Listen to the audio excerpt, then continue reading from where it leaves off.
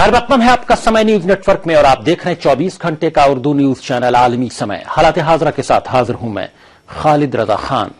Delhi assembly इंतखाबात दिलचस्प होते जा रहे हैं। नॉमिनेशन के आखिरी दिन तीनों पार्टी के सीएम उम्मीदवार केजरीवाल, किरण बेदी और कांग्रेस के अजय माकन ने पर्चा भरा।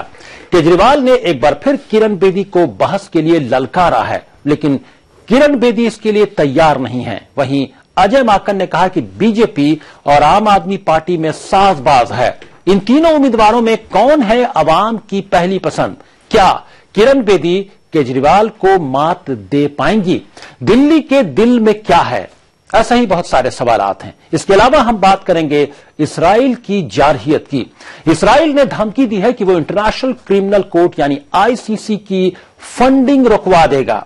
इसराइल ने यह धमकी ऐसे वक्त दी है जब हेग की कोर्ट ने जंगी जराइम मामले की जांच शुरू करने का ऐलान किया है। क्या इसराइल बौखलाहट में यह कदम उठा रहा है? क्या यूएन की एक तंजीम को कोई मुल्क इस तरह धमकी दे सकता है? आलमी सियासत पर इसराइल के इस कदम का क्या असर पड़ेगा? इन्हीं मौजूदात पर बातचीत के लिए हमारे साथ स्टूडियो में मौजूद हैं सीनियर सहाफी और सियासी तहकीकार जनाब अब्दुल कादिर शम्स साहब। आपका आलमी समय स्टूडियो में खैर मक़दम है। इनके अलावा हमारे साथ दिल्ली में जो इलेक्शन का मामला है उस पर गुफ्तगू के लिए हमारे साथ बीजेपी लीडर राजीव बब्बर साहब फोन लाइन के जरिए गुफ्तगू में शामिल हो रहे होंगे और आम आदमी पार्टी के लीडर प्रोफेसर आनंद कुमार भी हमारे साथ गुफ्तगू में शामिल हो रहे होंगे। और दरमियान में जब हम इसराइल की जारहियत के सिलसिले में और इंटरनेशनल क्रिमिनल कोर्ट को दी गई धमकी के सिलसिले में बात कर रहे होंगे तो हमारे साथ अलीगढ़ से फोन लाइन के जरिए गुफ्तगू में शामिल हो रहे होंगे एएमयू के डिपार्टमेंट ऑफ पॉलिटिकल साइंस में एसोसिएट प्रोफेसर और आलमी उमूर के माहिर, इंटरनेशनल अफेयर्स के माहिर डॉक्टर अर्शी खान साहब भी। तो आइए शुरू करते हैं अपना खुसूसी प्रोग्राम हालात हाजरा।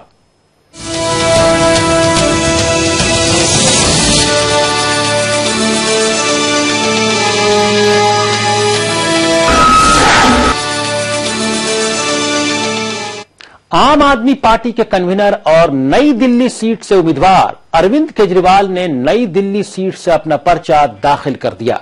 इससे पहले मंगल को केजरीवाल पर्चा भरने के लिए निकले लेकिन भर नहीं पाए। केजरीवाल ने कहा कि वो लोगों से अपील करते हैं कि वो उनकी जीत के लिए दुआ करें। केजरीवाल ने ट्वीट करके एक बार फिर किरण बेदी को दिल्ली के मुख्तलिफ इश्यूज पर बहस के लिए ललकारा है। मैं नई दिल्ली विधानसभा के लोगों से अपील करना चाहूंगा। नई दिल्ली से बहुत प्यार, बहुत मोहब्बत मिला है लोगों से और जिस तरह से पिछली बार लोगों ने भारी बहुमत दिया था और बहुत सपोर्ट किया था, मैं इस बार भी अपील करता हूं, उम्मीद करता हूं कि उसी तरह से लोग दोबारा सपोर्ट करेंगे।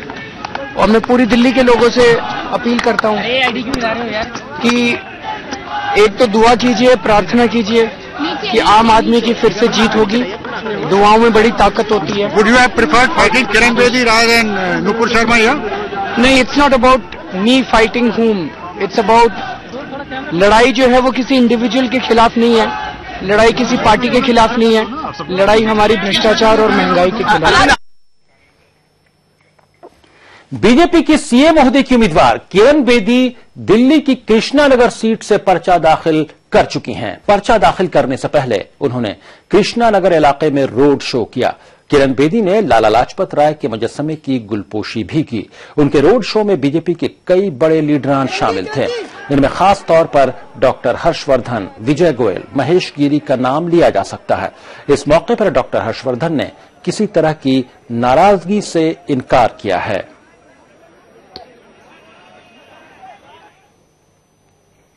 दिल्ली में कांग्रेस की कमान संभाल रहे अजय माकन भी सदर सीट पर पर्चा नामजदगी दाखिल कर चुके हैं। पर्चा दाखिल करने से पहले उन्होंने कहा कि बीजेपी और आम आदमी पार्टी दोनों आज नहीं तो कल एक साथ हो जाएंगे। ये दोनों पार्टियां अवाम को गुमराह कर रही हैं।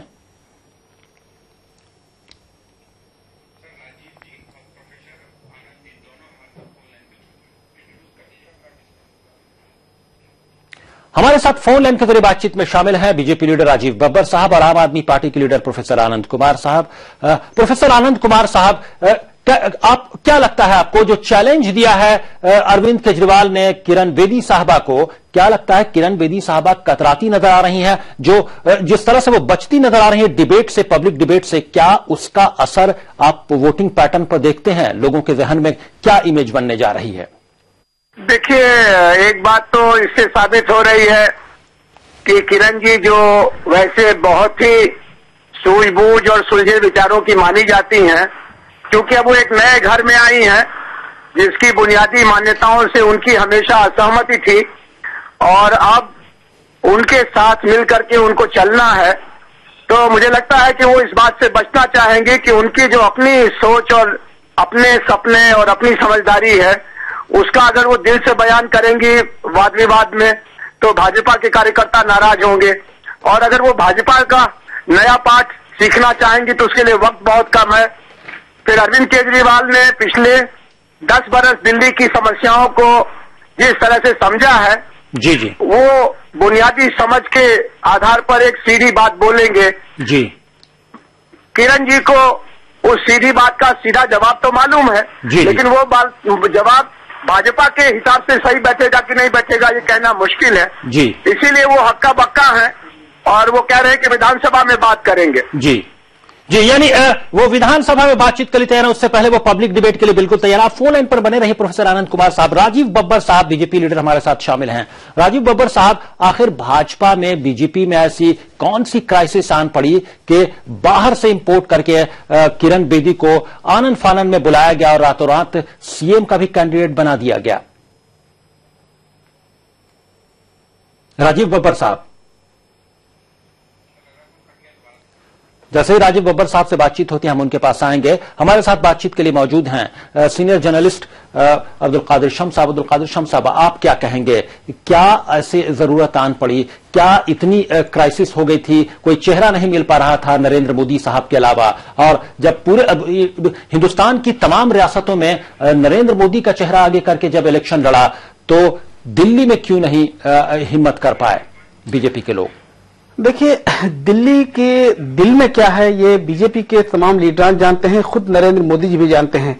आपको याद होगा कि अभी इलेक्शन की तैयारी के लिए काबीना के कई बड़े वज़रा और कई बड़े लीडरान को दिल्ली के मुख्तलिफ गलियों में भेजा गया था कि वो अवाम और वोटरों के नब्ज टटोले कि वो क्या चाहते हैं और बीजेपी उनके लिए क्या कर सकती है और किस तरह जीत दर्ज कराई जा सकती है।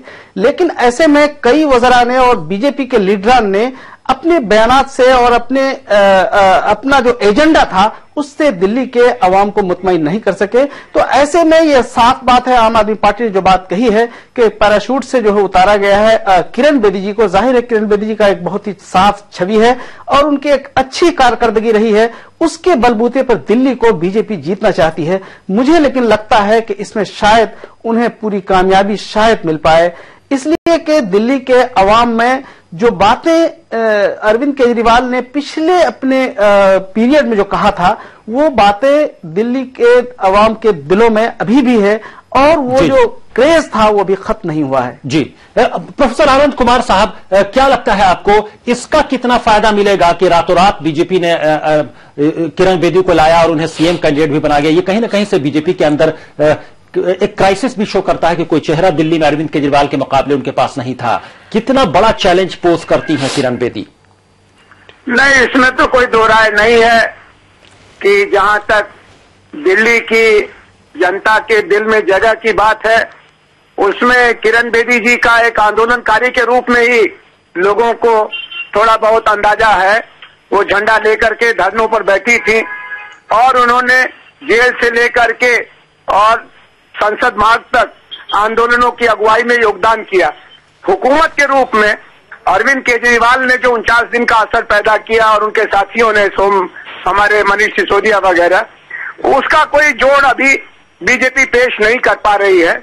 उनके पास पूर्व मुख्यमंत्री सुषमा स्वराज जी हैं, उनके पास अरुण जेटली जी हैं और डॉक्टर हर्षवर्धन जी तो है ही हैं, लेकिन ये सब मिलाकर के भी हल्के पड़ रहे थे। और ये भाजपा का नया पैतरा आम आदमी को समझ में नहीं आएगा। वो एक भरोसेदार नेता चाहेंगे और उसमें किरण बेदी जी का तुरंत पाला बदलना, कृष्णा तीरथ जी को टिकट देना, जी जी, जिनको भारतीय जनता पार्टी के एजेंट के नाते आम आदमी पार्टी ने टिकट नहीं दिए, उनको टिकट देना, ये सब भाजपा के लिए पार्टी विद डिफरेंस का दावा करना अब कमजोर हो रहा है। जी जी जी, लेकिन आपको क्या लगता है, अगर हम हालिया दिनों में जो इलेक्शन हुए डिफरेंट स्टेट्स में, वहां पर हर स्टेट में, महाराष्ट्र की बात करें, हरियाणा की बात करें, झारखंड हो या इवन जम्मू कश्मीर हो, वहां नरेंद्र मोदी फ्रंट पर थे, उनका चेहरा आगे था और वो अपने चेहरे पर इलेक्शन लड़ रहे थे तमाम रियासतों में। दिल्ली में क्यों नहीं वो इलेक्शन लड़ रहे हैं अपने चेहरे के बलबूते पर? आप जानते हैं, कहावत दूर का ढोल सुहाना है।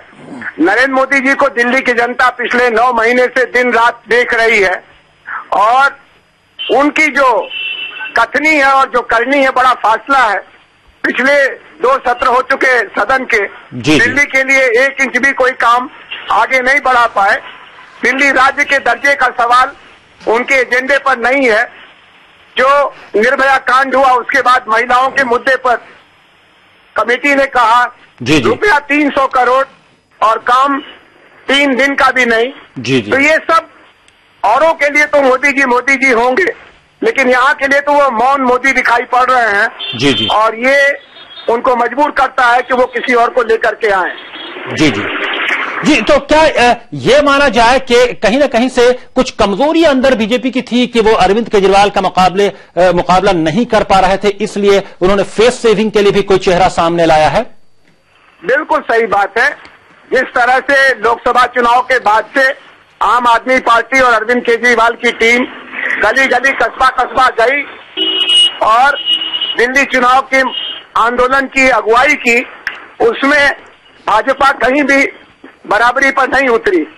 और इस समय भाजपा के अंदर एक बगावत फूट पड़ी है और ये बगावत इस बात का पूरा इत्मीनान देती है कि भाजपा की ये बाजी भाजपा के घर में ही सही नहीं बैठ रही है, तो जनता को क्या असर देगी। जी, लेकिन बीजेपी के लीडरान ये कह रहे हैं, सतीश उपाध्याय हो या प्रभात झा हो, कि कोई भी बागी बीजेपी का वो उसने नॉमिनेशन नहीं किया है पार्टी कैंडिडेट के अगेंस्ट।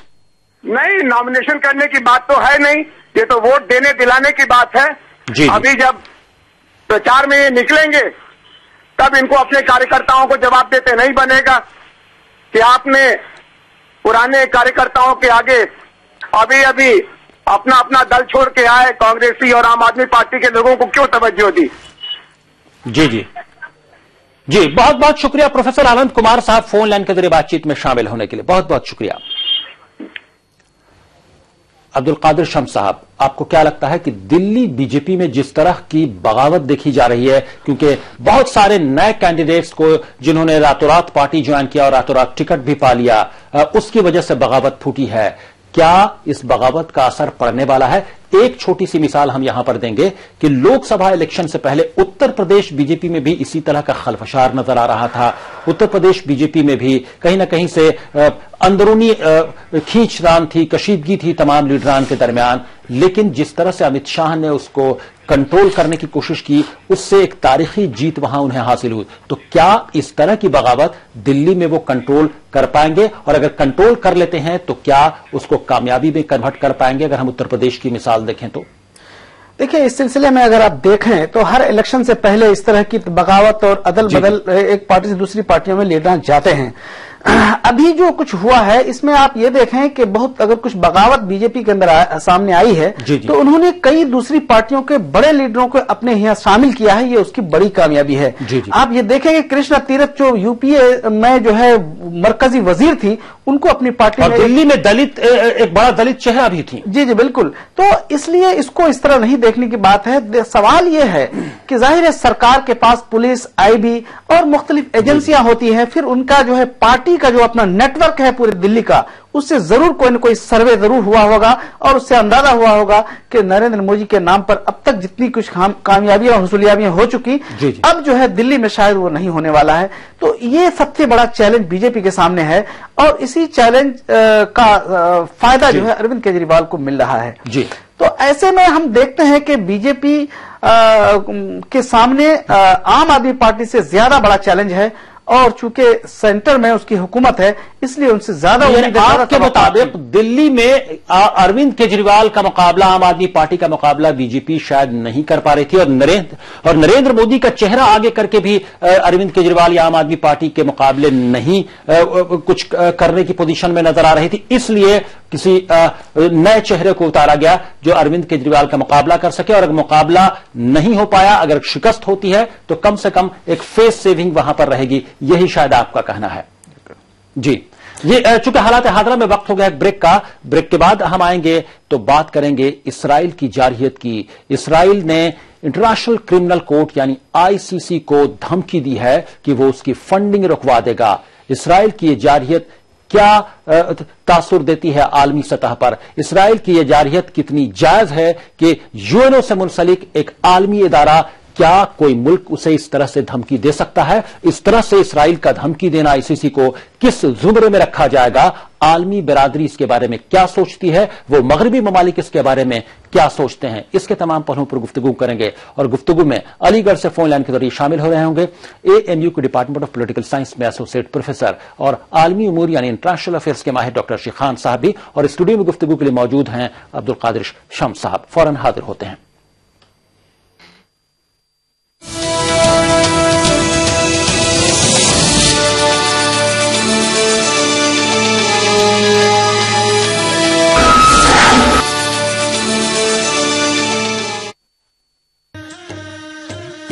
یہ ہے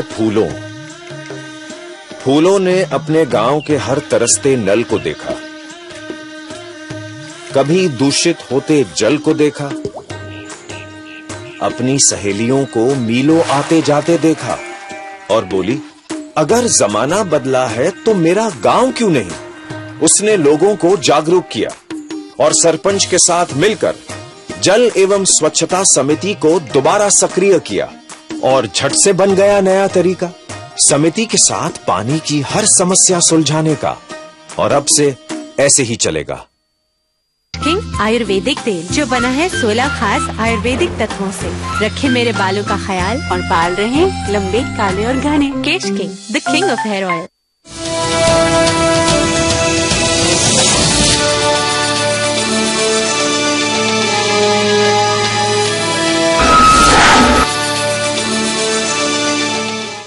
بریک کے بعد عالمی سمے میں آپ کا پھر خیر مقدم ہے۔ آپ دیکھ رہے ہیں ہمارا خصوصی پروگرام حالات حاضرہ۔ اسٹوڈیو میں گفتگو کے لیے موجود ہیں سینئر صحافی اور سیاسی تجزیہ کار جناب عبدالقادر شمس صاحب، اور اس سیگمنٹ میں علی گڑھ سے فون لائن کے ذریعے ہمارے ساتھ گفتگو میں شامل ہو رہے ہیں AMU کے ڈپارٹمنٹ آف پولیٹیکل سائنس میں ایسوسیٹ پروفیسر اور عالمی امور یعنی انٹرنیشنل افیئرز کے ماہر ڈاکٹر ارشی خان صاحب بھی۔ آپ کا خیر مقدم ہے۔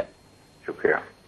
اسرائیل نے دھمکی دی ہے کہ وہ انٹرنیشنل کرمنل کورٹ یعنی ICC کی فنڈنگ رکوا دے گا۔ اسرائیل نے کہا ہے کہ وہ عالمی طاقتوں کے ساتھ لابنگ کرے گا اور انٹرنیشنل کرمنل کورٹ کا فنڈ رکوا دے گا۔ اسرائیل نے یہ دھمکی ایسے وقت دی ہے جب ہیگ کی کورٹ نے جنگی جرائم کے معاملے کی جانچ شروع کرنے کا اعلان کیا ہے۔ ہیگ کی انٹرنیشنل کرمنل کورٹ نے کہا ہے کہ گزشتہ سال اسرائیل کے ذریعے غزہ پر حملے کیے گئے تھے تو اس وقت اسکولوں اور عام شہریوں کو بلا دریغ نشانہ بنایا گیا تھا۔ دسمبر میں انٹرنیشنل کرمنل کورٹ کی رکنیت حاصل کرنے کے بعد فلسطین کے صدر محمود عباس نے اسرائیل کی شکایت انٹرنیشنل کرمنل کورٹ میں کی، جس کی جانچ جلد ہی شروع کیے جانے کا امکان ہے۔ اتنا ہی نہیں، اسرائیل نے فلسطین کا فنڈ بھی روک دیا ہے۔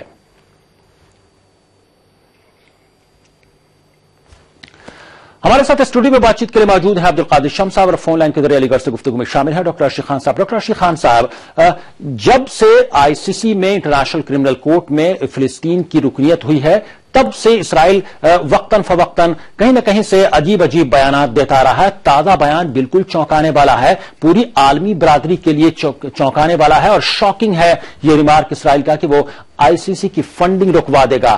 کیا اسرائیل کا یہ موقف جائز ہے؟ عالمی برادری کیا کرے؟ کیا UN سے منسلک یا کوئی بھی عالمی ادارہ، انٹرنیشنل ادارہ، کوئی ملک اس کو اس طرح سے دھمکی دے سکتا ہے؟ نہیں، دیکھیے یہ دھمکی دینے کا کسی کو بھی حق نہیں ہے، بلکہ ہر ایک کنٹری کو سپورٹ کرنا چاہیے۔ انٹرنیشنل کرمنل جو کورٹ بنا ہے ICC آپ کے سن 2002 میں، اور یہ کافی امپورٹنٹ ڈیولپمنٹ ہے. آپ جانتے ہیں کہ بہت ساری کنٹریز نے اس کو جوائن کیا, 100 سے زیادہ کنٹریز نے, اور فلسطین جو ہے وہ آپ کے 123واں کنٹری ہے جس کی ممبرشپ کے لیے اس نے اپلائی کیا ہے. اب ممبرشپ ایکسپٹ ہونے کے بعد اس کے پاس پورا حق ہے کہ وہ کرمنل کورٹ میں اپنی عرضی دائر کرے کہ 50 دنوں تک انہوں نے جو بم برسائے ابھی آپ کے جون جولائی میں جو اٹیک ہوا 2014 میں, تو اس پہ انکوائری کی جائے کہ یہ وار کرائم انہوں نے کیا. اس کے بعد دوسرا سب سے امپورٹنٹ ایشو جو محمود عباس نے ریز کیا ہے کہ جو سیٹلمنٹ وہاں پہ ہو رہا ہے, مطلب کہ باہر سے یہودیوں کو لا کر کے بسایا جا رہا ہے, خاص کر کے اس زمین میں جہاں پہ فلسطینین اسٹیٹ بنے گا, اس کو بولتے ہیں ویسٹ بینک, ایسٹ جیروسلم, یہ دونوں جگہ پہ. تو اس پہ بھی انہوں نے کہا ہے کہ جو روم اسٹیچوٹ ہے, روم اسٹیچوٹ جس کے تحت ICC بنا ہے, وہ بھی اس میں بھی وار کرائم اس کا مطلب بنتا ہے. تو کافی ناراض ہیں آپ کے اسرائیلی, بہت بوکھلائے ہوئے ہیں. اور جی, اسرائیل کی ناراضگی سمجھی جا سکتی ہے کیونکہ اسرائیل کی جو جارحیت رہی ہے غزہ میں, اس کے خلاف, یا اسرائیل کی جو جارحیت مسلسل نظر آتی ہے غیر قانونی کالونیاں بسا کر, اس کے خلاف جو آواز اٹھائی ہے فلسطین نے, محمود عباس نے, اس کو لے کر بوکھلاہٹ سمجھی جا سکتی ہے. کیا اس بوکھلاہٹ میں کسی عالمی ادارے کو اس طرح سے دھمکی دینا کہ اس کی فنڈنگ رکوا دے گا اسرائیل, عالمی سطح پر وہ ان ممالک کے ساتھ لابنگ کرے گا جہاں سے اسے فنڈنگ ہوتی ہے, یہ اپنے آپ میں ایک کرائم ہے. کیا اس کا نوٹس لے گی عالمی برادری؟ کیا UN اس کو کہیں نہ کہیں سے اس پر غور کرے گی؟ نہیں, بالکل. دیکھیے, یہ آپ نے بہت اچھا کوشچن ریز کیا ہے. اس پہ پوری دنیا اس بات کو دیکھ رہی ہے, خاص کر کے یورپینس کے اپنے اسٹینڈرڈ ہیں. یہ کافی سیولائز کانٹیننٹ ہے, وہاں کے لوگ کافی. اور سوال اب امریکہ کا بھی ہے کہ امریکہ اس پر کیا موقف اختیار کرتا ہے. کسی کو بلی کرنا, کسی انڈیویجول کو یا کسی عالمی ادارے کو بلی کرنا, تھریٹ دینا, کہیں نہ کہیں سے ایک کرائم کے زمرے میں آتا ہے. بالکل. دیکھیے, آپ دیکھیں گے کہ اوباما کا جو اسٹینڈ ہے, اوباما نے مطلب اس پہ بھی کچھ نہیں بولا ہے کہ وہ کیا ایکشن لیں گے اسرائیل کے خلاف. لیکن اوباما آپ کے ریپبلکن جو ایک سینیٹر ہیں جن کا نام لنڈسے گراہم ہے, انہوں نے آج ہی وہاں پہ لیکچر دیا آپ کے جیروشلم میں, تیل اویو میں, اور انہوں نے بہت ہی خراب ورڈ استعمال کیا, باسٹرڈ کا ورڈ استعمال کیا انہوں نے ICC کے لیے, کہ باسٹرڈائزنگ ICC, مانے انٹرنیشنل, یہ لفظ انہوں نے استعمال کیا. اور اس کے بعد انہوں نے یہ کہا کہ وہ اپیل کریں گے کہ امریکہ جو $400 ملین ہر سال امداد دیتا ہے فلسطین کو, وہ روک دے گا. اور لیکن اس پہ اوباما نے کچھ کہا نہیں ہے. لیکن اوباما جانتے ہیں کہ اوباما ایڈمنسٹریشن نے فلسطین کو ایک انڈیپینڈنٹ کنٹری کے روپ میں نہیں مانا ہے ابھی تک. اور دوسری امپورٹنٹ چیز یہ ہے کہ جو اسرائیل آپ کے ہر مہینے جو ٹیکس ریونیو کلیکشن ہوتا ہے فلسطینین کے لیے, $120 ملین جو ہر مہینے دینا چاہیے ان کو, فلسطینی اتھارٹی کو, انہوں نے اس پہ روک لگا دیا ہے. تو یہ امپورٹنٹ چیز ہے. لیکن سب سے امپورٹنٹ ایک امپورٹنٹ انفارمیشن یہ بھی ہے کہ 1975 سے لے کے اب تک 40 مرتبے یہ کوشش کی گئی فلسطینیوں کے ذریعے کہ ان کو سیلف ڈٹرمینیشن, مطلب ان کو اپنے آزاد ملک بنایا جائے, اور 40 مرتبے جو ہے اس کو ڈیفیٹ کیا امریکہ نے. تو آپ جانتے ہیں کہ امریکن جو پریشر, جو کافی امریکہ پریشر کے انڈر ہے, اسرائیل لابی کافی اسٹرانگ ہے وہاں پہ. خود اس وقت اب اس کو کس طرح سے دیکھا جائے عالمی سطح پر؟ اسرائیل نے جو شروعات کی ہے, جس ٹریڈیشن کی, اسرائیل جس طرح سے عالمی اداروں کو, انٹرنیشنل اداروں کو دھمکی دیتا ہے, جس طرح سے فنڈنگ رکوانے کی بات کر رہا ہے, وہ کس طرح کا پریسیڈنٹ سیٹ کر رہا ہے انٹرنیشنل لیول پہ؟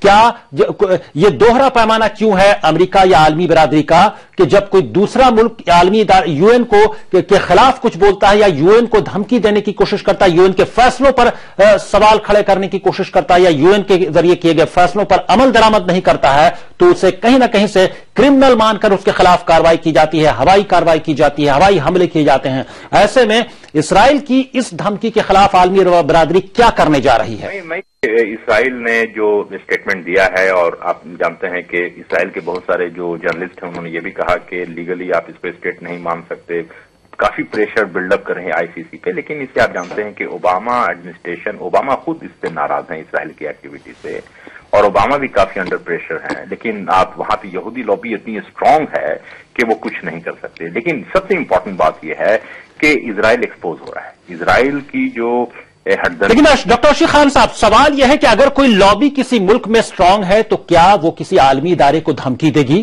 یہ کتنا اسے کہاں سے جائز ٹھہرایا جا سکتا ہے؟ یہ آپ نے بالکل صحیح کوشچن ریز کیا. آپ دیکھیے گا کہ امریکہ نے جتنی یونیلیٹرلزم کو جتنا بڑھاوا نہیں دیا، اسے کہیں آگے جا کے اسرائیل جو ہے یہ بوکھلاہٹ کی پہچان ہے. اس لیے کہ دیکھیے امریکہ کے پاس ایک اسٹینڈرڈ آف ڈپلومیسی ہے اور ایک تربیت ہے ان کے پاس، یورپ کے پاس، لیکن ان کے پاس اس طرح کا کوئی ویژن نہیں ہے، کوئی تربیت نہیں ہے. مار کاٹ، بم گرانا، آپ جانتے ہیں کہ غزہ پہ 2005 میں انہوں نے حملہ کیا، 2008 2009 میں کیا، 2012 میں انہوں نے کیا، 2014 میں نے کیا. اب دیکھیے ایک چھوٹی سی ٹریٹی اس پہ کتنے انہوں نے بم برسائے. 2006 میں انہوں نے لیبنان پہ اٹیک کیا. تو مطلب وائلنس ہی وائلنس ہے وہاں پہ. اور ابھی تک آپ جانتے ہیں یہ بھی کہ امریکہ نے کافی پریشر استعمال کیا فلسطینی کے خلاف. جی یقیناً قابل افسوس ہے کہ اتنے وائلنس، اتنی جارحیت کے بعد بھی عالمی برادری خاموش ہے. اگر آواز اٹھاتی بھی ہے تو عملی طور پر وہ اس طرح کی جارحیت کو روک نہیں پاتی. آپ فون لائن پر بنے رہے ہمارے ساتھ. اسٹوڈیو میں بات چیت کے لیے موجود ہیں سینئر صحافی اور سیاسی تجزیہ کار عبدالقادر شمس صاحب. عبدالقادر شمس صاحب، آپ کے کیا خیالات ہیں؟ ڈاکٹر ارشد خان صاحب نے جو باتیں کہیں کہ اسرائیلی لابی یعنی یہودی لابی امریکہ میں بہت مضبوط ہے، اس کا ایک الگ پریشر ہے اوباما ایڈمنسٹریشن پر، لیکن کیا اگر کسی ملک میں یا کوئی ملک اگر مضبوط ملک بھی ہے تو کیا کسی عالمی ادارے کو، یو این او کو یا یو این سے منسلک یا کوئی بھی دوسرا ادارہ جو عالمی سطح پر ریکگنائزڈ ہے اس کو دھمکی دینے کا حق ہے؟ اور اگر دھمکی دیتا ہے تو وہ کس زمرے میں آئے گا؟ دیکھیے، اسرائیل نے یہ پہلی بار اس طرح کی دھمکی نہیں دی ہے. اس سے پہلے آپ کو یاد ہوگا کہ جب فلسطین کو بہت سارے ممالک نے جو ہے تسلیم نہیں کیا تھا، بہت جگہ اس کے سفارتکار نہیں پہنچے تھے. جہاں جہاں بھی سفارتکار پہنچے وہاں سفارت خانہ کھلا، اس کے بعد بھی جو ہے اسرائیل نے کئی بار دھمکیاں دی ہیں، اس کے خلاف وارننگ دی ہے یا اس سے ناراضگی ظاہر کی ہے یا اس کے خلاف بیان دیا ہے. ابھی ڈاکٹر ارشد خان صاحب نے بڑی تفصیل سے بہت ہی کلیئرلی جو ہے ان کے اسرائیل کے نظریہ اور اس کے بارے میں پوری تفصیل سے بتایا. دیکھیے، جہاں تک یہودی لابی کی بات ہے تو ظاہر ہے امریکہ میں بھی ڈاکٹر ارشد خان صاحب نے کہا کہ وہاں پر وہ بہت ہی مضبوط ہے، لیکن عالمی سطح پر اس طرح کی باتیں جب سامنے آتی ہے تو میں سمجھتا ہوں کہ عالمی پلیٹ فارم پر بہت سارے ممالک اور بہت سارے لوگ ایسے ہیں کہ جو اس طرح کی باتوں پر ضرور آواز اٹھائیں گے اور اسرائیل کی جو جارحیت اب عالمی پلیٹ فارم کے تعلق سے سامنے آئی ہے اس کی ضرور مذمت کریں گے. جی مذمت ہوگی، لیکن کیا جو اردو یا ہندی میں جو کہاوت ہے کہ جس کی لاٹھی اس کی بھینس، وہی معاملہ عالمی سطح پر بھی رہے گا؟ کیا اگر کوئی ملک کمزور ہے تو کوئی مضبوط ملک یا مضبوط لابی والے ممالک، مضبوط لابی والی کمیونٹی اسے دھمکی دے گی یا کسی عالمی ادارے کو دھمکی دے گی اور دنیا صرف مذمت کر کے رہ جائے گی؟ نہیں، دیکھیے، مذمت کے علاوہ آپ یہ دیکھیں کہ اسرائیل نے اس سے پہلے جتنی ان کو ایسا لگ رہا ہے کہ اگر یہ انٹرنیشنل کرمنل کورٹ نے جو ہے ابھی اگر ایک پچھلے سال کی بات سامنے آئے گی اور اس کو پوری دنیا میں جو ہزیمت کا سامنا ہوگا تو ان کو ایسا لگ رہا ہے کہ اس طرح کے بہت سارے کیسز ہیں.